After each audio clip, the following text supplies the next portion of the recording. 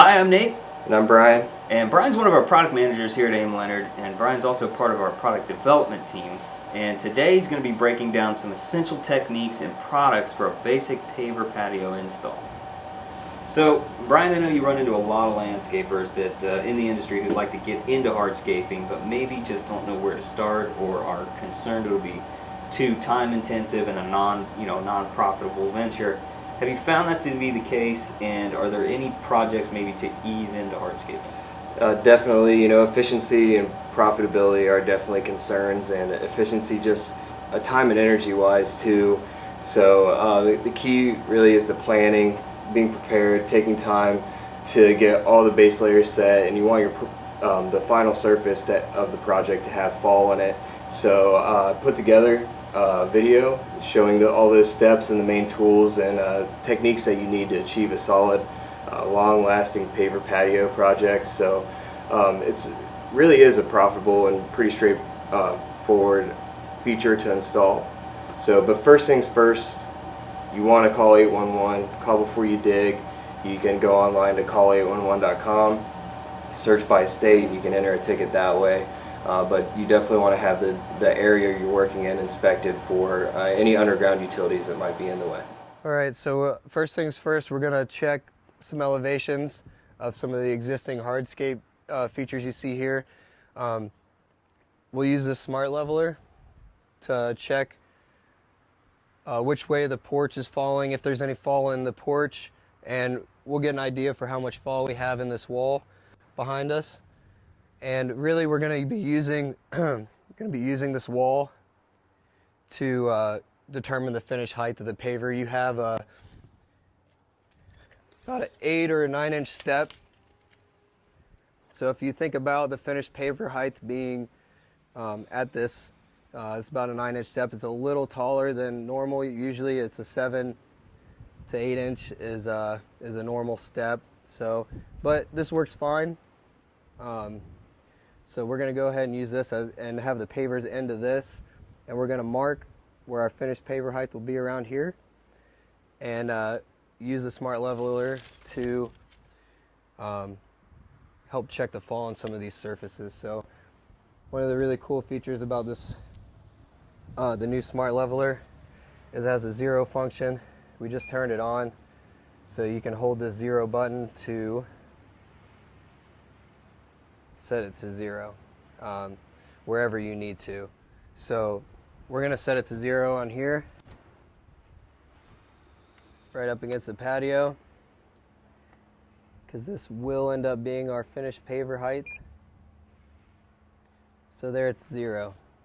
So as we move away, I put a mark out here at about 6 feet, which will be where the pavers end. So you can see we're minus 1 7/8 inches at the end of the paver here. So that's about 1/4 of an inch per foot of fall. So we can definitely mimic that on this side. And so that's completely within a normal range of fall. We'll go ahead and check the porch to see how much it's falling, because we will want everything to look pretty finished and even that comes out away from it. This is a 9 inch step. We can measure 9 inches off the porch, mark there, and then we'll be able to snap a string line, give us an idea of that finished paver height. We'll do the same along that side. This is really going to come in handy when we have nothing to measure from out along the house to mark our finished paver height. You know, a good rule of thumb is to give yourself an extra foot. So we decided to do 6 feet off this way and that way, and then we'll have we're going to do a big rectangle detail in the middle to kind of give it a different dimensional architectural look. And so we're giving ourselves plenty of room. If it's going to come off 6 feet, you give yourself an extra foot for the excavation. So we have our general work area marked out here that we're going to dig out in preparation to bring in the gravel foundation. We're going to be using the smart leveler to check our elevation along the way, make sure we dig down enough and have generally a good fall in the area we excavate to. Then we're going to get to the stabilization fabric, which is really important, and the permeable base that we're using for this project. So we're going to get to that here shortly. One thing to keep in mind, for those of you who are completely new or just getting into hardscaping, some things you learn the hard way when you start out. Things like this clay pipe down here, we're going to definitely want to be careful of that and be mindful of any other possible irrigation lines around the home. There aren't any here, but that's always something to keep in mind. And it's going to get a little messy before it starts looking good, but in this case they're going to be seeding, and we don't have to worry about damaging the turf too much. But we have some, A.M. Leonard has track mats available that ships direct from the manufacturer, so those are always good to have on site like this. You don't want to, obviously you want to keep as much as a good turf that'll be untouched. You want to keep that as fresh as possible too. You don't want to end up having to go and redo any unnecessary work. So we're going to get started.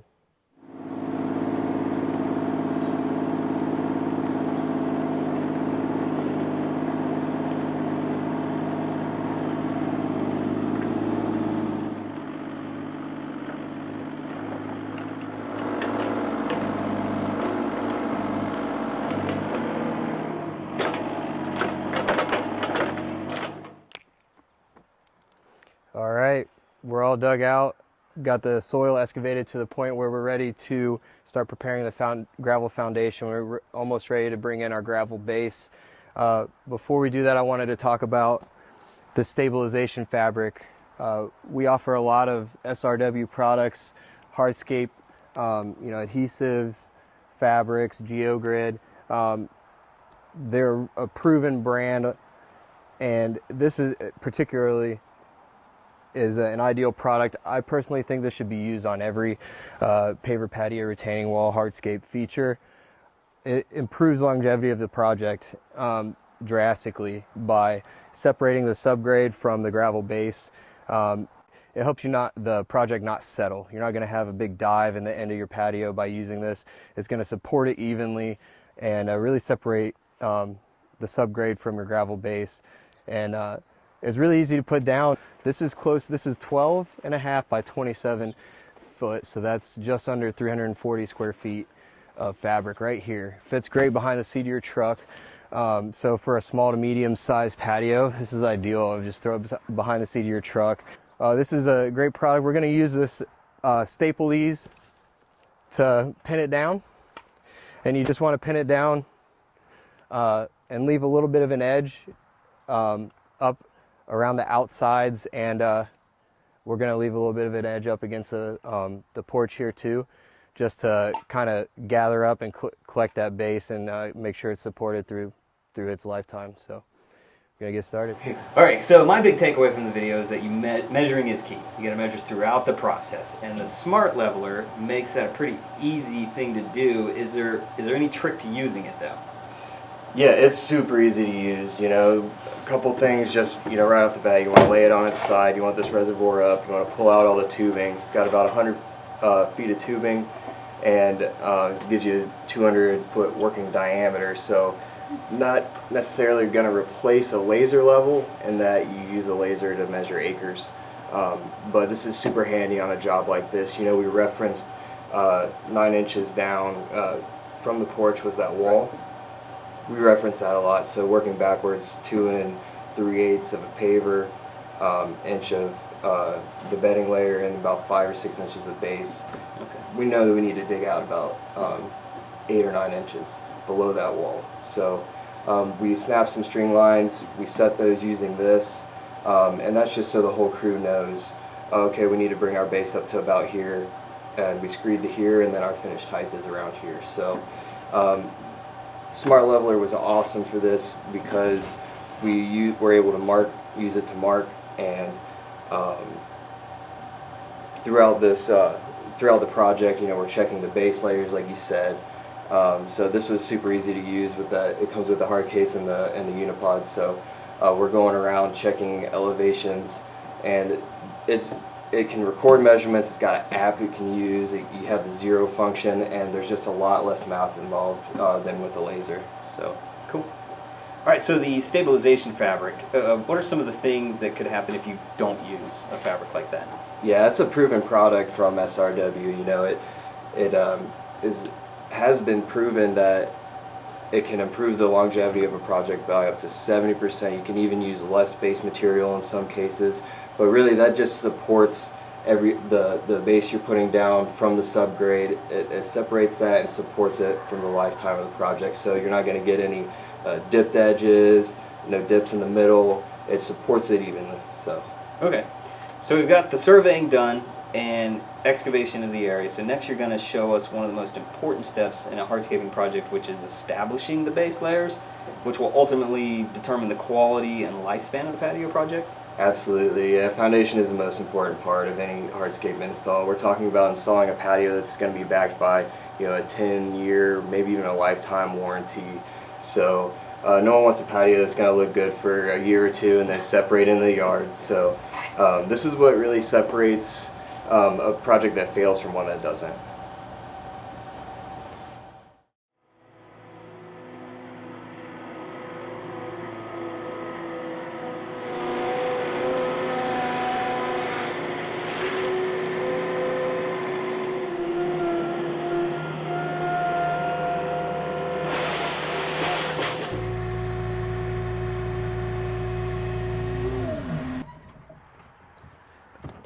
All right.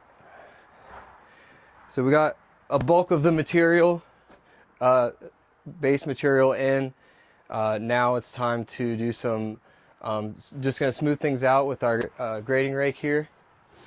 And we're going to continue to check for any low or high spots that we're going to smooth out and get things really close to ready for screeding. So we want to get the base as close as possible before we throw our screed rails down and start that process. So it's just a little bit of checking, and we're going to use our grading rake and our smart level to check elevations and make sure everything is as close as possible. So since we're using a permeable base, a clean base, this material is 95% compact when you throw it down, but you still want to use a plate compactor to make sure you get through any of the soft spots in the subgrade. Everything is compacted down and you get your base material level across it. So you can't really spend enough time on preparing the base. It's the most important part of any hardscape project. It's the most important part as far as longevity and really just the quality of the project you're putting down. So make sure you got a happy customer for years and years to come.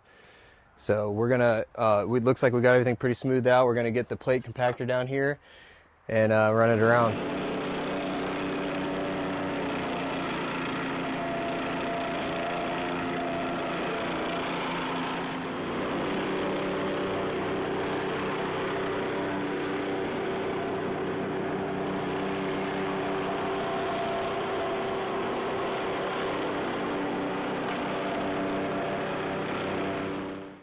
So now that we've got our base material down and we've checked it to get it roughly within 3/4 of an inch to an inch of where we want our final elevations to be, what comes next is a process called screeding. And as much as I'd love to say there was a product for this, the best way to go is just go down to your hardware store and get some 1/2-inch metal rails. It's just plumbing pipe, whatever you want to call it, and you want to make sure it's straight each time you use them. So this process is key to efficiently laying the pavers down. It creates a nice smooth surface using a smaller version of the base gravel. You're going to use in this application that we're talking about a permeable base. We're going to use they're called crushed angular 9s. So just like we use angular 57s that are permeable, and you can see how you can kind of see down in there. That means they're going to drain out well, and this is a clean crushed angular 9s. And what we're going to do here, since this is a good corner to start in for this application, because we don't want water stuck up against the house or up against the porch. So we want, if anywhere is going to be high, a little bit higher than normal on this patio, it's going to be this corner, because we want water to fall away from the porch and away from the house. So to give an appearance of a nice level step across the bottom of the porch, this rail is pretty much set level. It's pretty much set where it needs to be.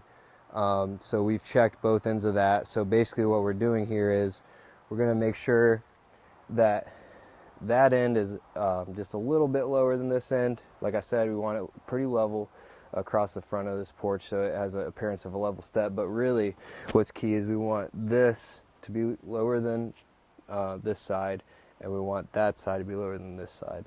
So we've done a little bit of math, and we know roughly where we want, what measurements we want to pull off of each end here. So we'll show you a little bit of what we're working off of here, and then we'll show measurements while we check and set this screed level. So from there, we're going to dump a bunch of these 9s in here, and we're going to use our straight edge screed level to smooth the material and pull it back. And that's going to create a nice level surface here that has, or a nice smooth surface that has the fall it needs. And all we'll have to worry about at that point is just laying the pavers, and it's going to make it going to take a little bit of time here, but in the end it's going to improve the quality, and you're going to know that you have the right fall you need. So it's going to improve the longevity of the patio, and it's going to speed up the process of laying the pavers. So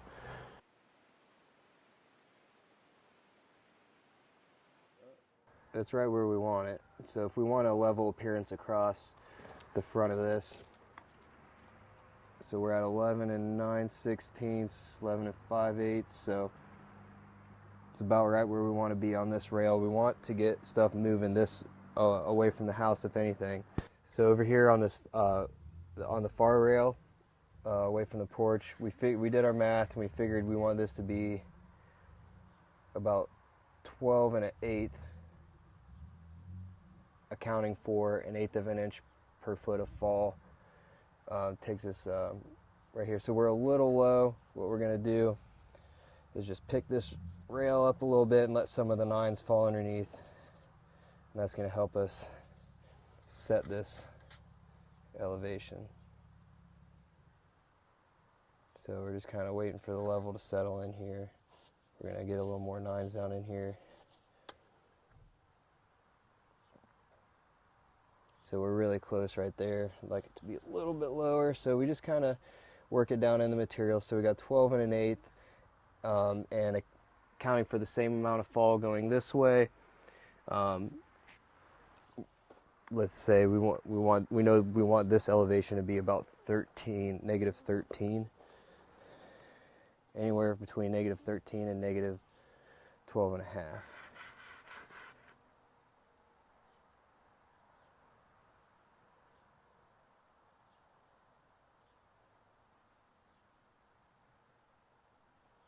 So we know they're both falling this way. They're falling away from the house and away from the porch and away from the house. So really these rails are set. Now we're ready to fill in the middle between these two rails and along the sides. And we're going to be using this screed level here to pull the material back, and it's going to create a nice surface for us to lay pavers on.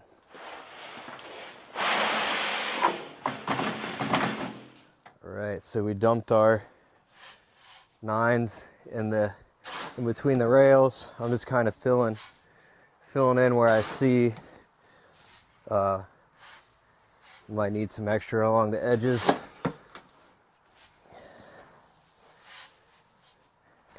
Because we do want it, we laid out to 7 feet, even though our patio is going to be 6. You'll see later.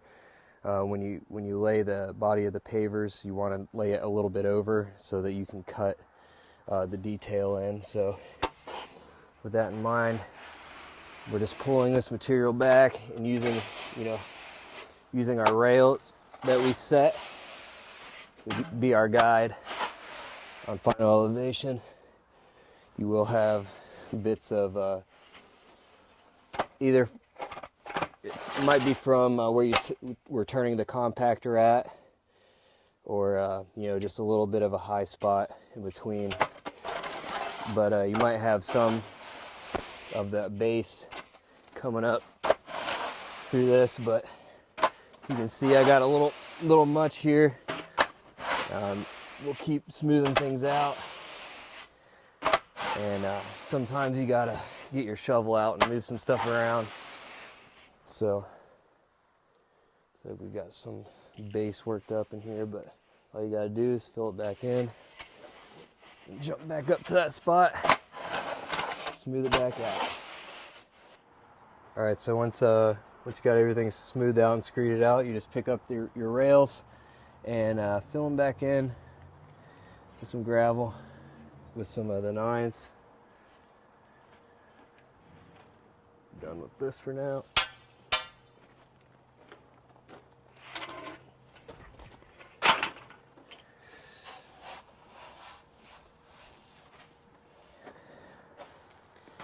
Use our trusty square shovel. Start slowly filling stuff in, and then you can come back with the magnesium float. It's a good tool to smooth things out, or you can use something like this sand pole we have sitting right here. But just want to get close to filling this void.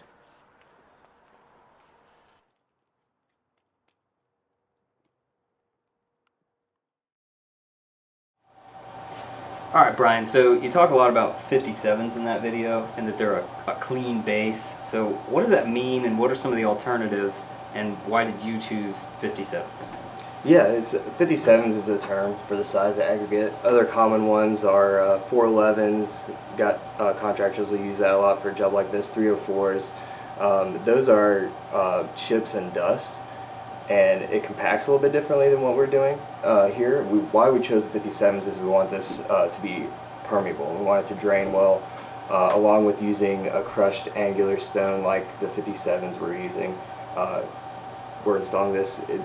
It's what we call open graded or clean base, and that all relates to the permeability of the project. It helps the longevity of the patio if you do this, and it also has some installation benefits. You're going to spend less time compacting and less time getting your base to the perfect height and things like that. So yeah, that's why we went with 57s on this Okay. one. So in the compactor used, I'm guessing that's pretty much a must-have tool for this sort of work. Yeah, absolutely. You know, we mentioned that the gravel we're using here, 57s, is 95% compact when you throw it down, but you still want to go over it with a compactor. And A.M. Leonard sells a really nice line of plate compactors by Yardmax. So they've got wheels on them, so you can roll it away after the job and roll it into the job, and then it's got a throttle control on the handle. That's really nice, and it's got an integrated stamping pad. All the hardware and everything's included, just bolts right into the plate, no drilling or anything required. So good. So in the screeding method you use there, it seems like that would really speed up the process of actually putting the pavers down, kind of take out some of the guesswork involved. Oh yeah, that's exactly what it does. It takes out the guesswork, and it allows you to just lay pavers as fast as you can at that point. We set those rails with the fall that we wanted, and so all we had to worry about at that point was getting the pavers down. Okay, so we've got one more video. In that, you're going to show us some of your paver laying tips, and as well as cutting in a detail border area around with a wet saw, and a pretty neat product for retaining the edge pavers to hold them in place. We got everything screeded out nice. We wanted to start laying the pattern. We're going with the herringbone pattern here. It's pretty straightforward and simple to lay out. We wanted to start off of the porch here, so that if we started off the house, we didn't end up having to make a bunch of cuts around the end of the porch here. So if we have to make some cuts up against the house or up against the wall, I don't think it'll be a huge deal, but I think it'll do a lot for the effect of when you step out on the porch and look out on the patio, that it's coming off of this point. So we chose here as a good starting point for the pattern, and we started laying. We're using the string line, as you can see. We set a string line. We measured out to our to the house and to this wall to check that we are at roughly a 45 off of the tip of the porch here. So as you can see, each tip right here of our herringbone pattern is in line, is based off the string line. So that gives us, just kind of helps us keep an eye on our pattern. So here we go. All right. So we've laid our pattern out, and really the herringbone pattern that we decided to lay did us a couple favors here. You know, up against the house, it ended nice and even. We'll be able to do some half cuts here at the end of the pattern and up against the porch. So things worked out really well. We picked a good spot to end, so we'll only have to make some half cuts here. And now we're just cutting in our detail. We're going to cut around the edges so we can lay this our border in. We've got a brick colored Twinkie that we're using with a nice Holland paver that's the color is gonna last a lot longer compared to the body, so it'll give it a nice look. And so we got our Echo saw out here, a really nice saw. We'll talk about that here in a little bit. It's got our Leonard blade on it, great for cutting pavers.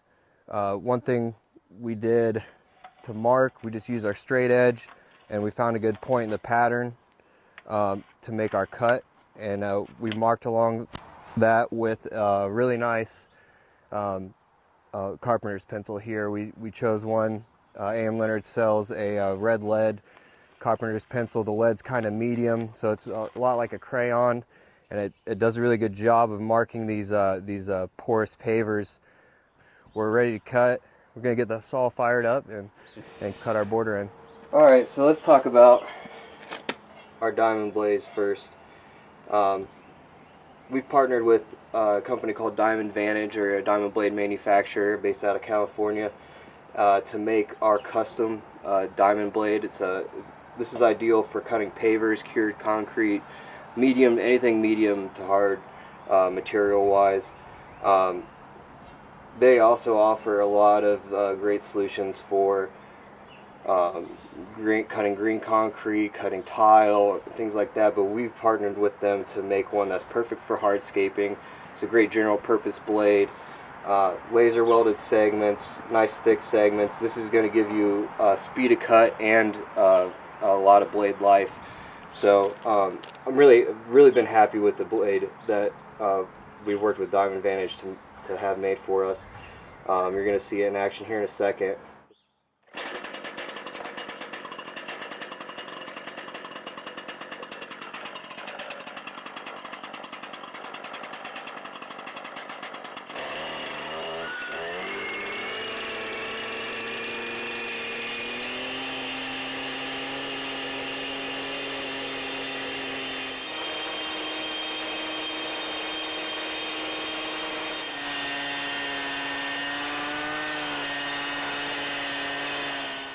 So we have all our detail cuts made to our pavers. We're completely done laying pavers.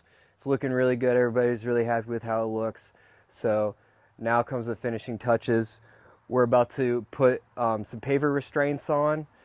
And typically what you would do is use some kind of plastic edging with a spike. In this situation, since we're using a clean 57s permeable base, we're going to use perma edge.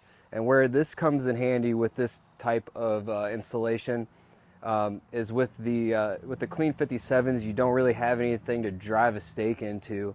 So that's where this is essential. And this is an amazing product. You're gonna see that it cuts down installation time a lot. They say up to 90% in some situations. So a lot less to mess around with as far as, you know, cutting the plastic edging and driving the spikes and making sure everything fits correctly. This, you just mix it up it's a proprietary blend of concrete, but it is almost 700% more permeable than concrete, or more flexible, 700% more flexible, 40% more permeable than concrete. So the proprietary blend allows water to seep right through it. It doesn't hold any water. So and it creates this long-lasting edge that not only looks a lot better, but it's going to add to the life of the project. You're not going to have any more heaved edges. It's going to flex and move with the base that we put down. So we're going to get right to it. We're going to start mixing this up. Very cool thing about the Perma Edge mix is that one bucket of it mixes up perfectly with 1 gallon of water. So 5-gallon buckets worth, 1 gallon of water in there. It's going to make a perfect consistency. While they're mixing this up, I'm just going to go along the edges and pull back some of the nines till we hit the base. Give it so the Perma Edge goes from the base to about 1 inch below the pavers here, and that's going to create all the hold we need. It's going to give it a little extra room to go from the base because it's going to flex on top of the base, but it's going to hold the pavers in. So here in a second, the mix will be ready, and we're going to start dumping it along the edge, and I'll come by with the trowel again and just kind of make a nice 90. Just kind of make a nice 90 here to hold the pavers in. Danny's just going to keep the mix coming, and all we do is go along the edge with the trowel. Nice. A little more here. Yeah, just go ahead and press that right there. Cool. Yep. We just want to make sure it's up against about halfway up the pavers, really nice. And you're just troweling it on.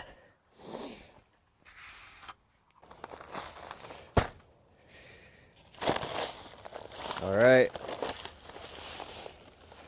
So we got that edge applied around the perimeter here, and ready for some finishing touches here. One of the last things you do is sweep in some sand. It has to be completely dry to do this, and that's going to fill the voids in between the pavers, make everything look really nice. We're just using a regular all-purpose sand. We're not going to use polymeric sand because this is a permeable paver project, so we want everything to drain really well. Especially if you're doing polymeric sand, you want to make sure there's no rain in the forecast and everything like that. But we're going to start by sweeping in some sand. We got our A.M. Leonard's 2824 broom here. It's great for fine materials like sand. It's an awesome broom for sweeping in paver sand. So we're going to work at that. We're going to get the sand most of the way in the joints here. And then we're going to use our plate compactor with the stamping pad on it to make sure everything gets down in the joints. Then if you need to, you come back with a little more sand on top after that. So while I'm doing this, we'll work at backfilling along the edges. Whether you're preparing to mulch around the areas or if you're flopping sod up to the patio here and turfed areas. Whatever the application is, you want to bring that soil up, to the right height, depending on what you're doing. So we're going to work on backfilling and sanding right now, and then this will be done.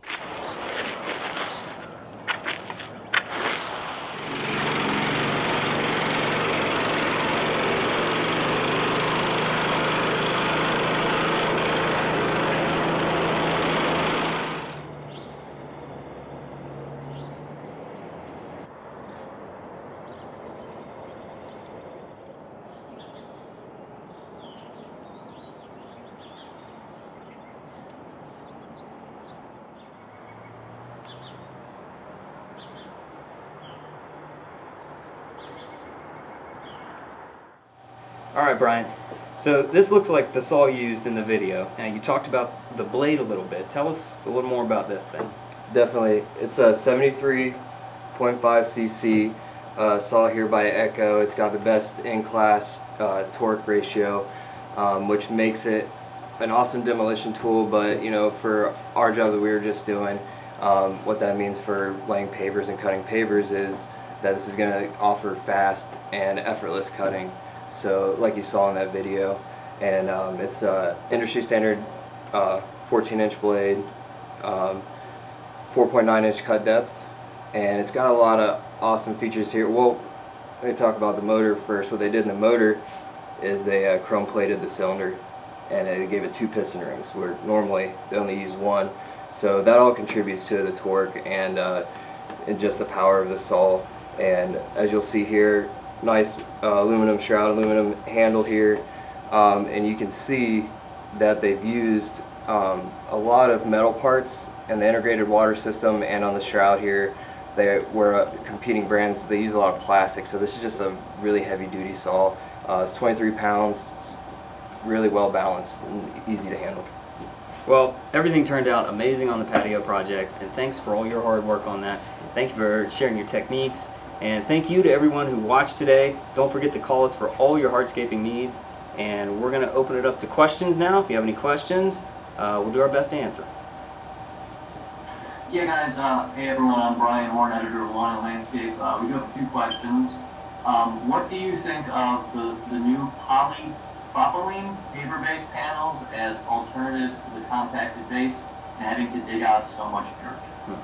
Yeah, if there's something that I do endorse, it'd be that gator-based system. In certain situations, that'd be awesome to use. I personally don't have any experience with it. I'm not sure of the cost either. I know in the project that we did there, we're talking about $13 a ton for gravel. I think we used 6 tons of gravel, so it was really inexpensive. But then you have the equipment trade-off and everything. So yeah, there's a lot to consider, but I've heard good things about the gator base. Is there an advantage to using nines versus sand? I personally, yeah, and I've done it both ways. Nines, I know ants don't like the gravel nines as much. Ants really like sand.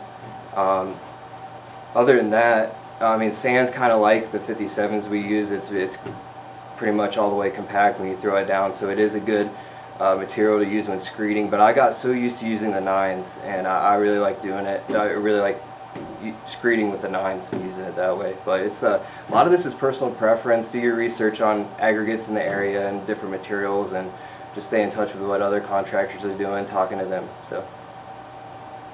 All right, and what are some other ways to restrain the edge pavers? Yeah, plastic is there's a lot of plastic edging options out there, and that's another personal preference thing. We sell PaveTex, ProFlex edging, and we have all PaveTex edging. I know those plastic edgings get specified a lot on jobs, so we make sure to have those around. But SRW has awesome plastic edging, and so you go around and use a spiral steel spike or a smooth steel spike, whatever, and really what's involved there is a little more measuring and cutting, then we just mix up the perma edge. And I can't speak to how much I like that perma edge enough. It's really taken the edging by storm right now, so I encourage everyone to at least try that. How does the sod grow on top of the perma edge? Yes, you might have problems with the plastic edging, and relating to this question, sun can bake the plastic edging if it sticks up at all, and you might see a little bit of dead sod up against plastic edging. The perma edge kind of solves that. At the moment it's a gray concrete material, and not going to be as responsive to heat like that. If you come up to about an inch below the paver like we did, that little bit of soil leading up to it's at a 45, so it comes up quick, and you're going to get really good sod growth from what I've seen. All right, and do you need a building permit to do hardscaping? It depends. If you're ending into a public roadway or something like that, and it might depend by state. I've been groomed in Ohio for this, so it's kind of nice thing about Ohio is you want to check for underground utilities, call before you dig, all that good stuff. And other than that, if the area is free of utilities, you're pretty much good to dig, but it's always good to check when you're ending into a roadway, and there's some other situations you're definitely going to want to check that. So. All right, and then can you explain what polymeric sand is and what the benefits are? Sure. It's just a sand with a bonding agent in it. It's a really clean sand, like they make sure to wash it, and that you don't get any big chunks in it, but it's really consistent. The consistency is really nice. It's got a bonding agent in it. I'm not sure about the permeability specs of it. I don't think it drains really well. So on projects that you might be trying to get some lead points, or just it needs to be permeable, you can't really use polymeric sand that I know of. But it's come a long way recently. SRW has some great polymeric sands that are haze free, install really quickly, and are pretty responsive to any water coming in within a couple days of installation. So it handles any rain really well. And the polymeric sand's for filling in the cracks, right? Yeah, absolutely. Yeah, that's definitely, whether you're using a general purpose sand or polymeric sand, something has to fill in the joints, the voids in between the pavers. So.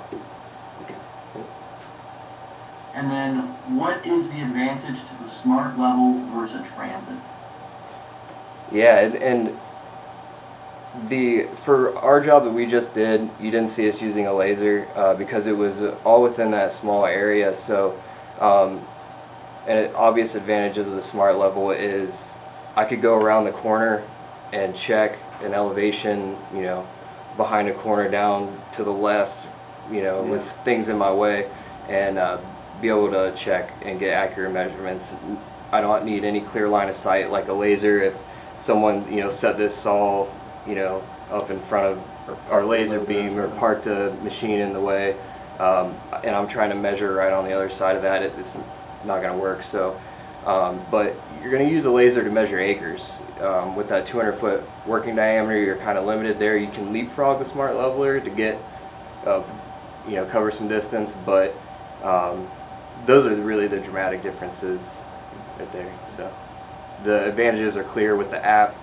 You should definitely check out the app that they use, and you got flexible increments, and it takes all the math out of where you're using a laser, you're moving on the stick. So there's a lot of math involved, and sometimes you can catch yourself going the wrong way. With the smart level, it's plain as day. You can hit 0 there, and then you know where you're going without any math. It's just showing you the math right there. So. All right, well, that was it for questions. Was there anything else you guys wanted to add? No? Thanks for watching. Yep. And thank you guys, and this will be on lawnandlandscape.com. We'll get this posted maybe later this week or early next week. Thanks guys for doing this, and everyone have a great day. Yeah, thank you. Thanks.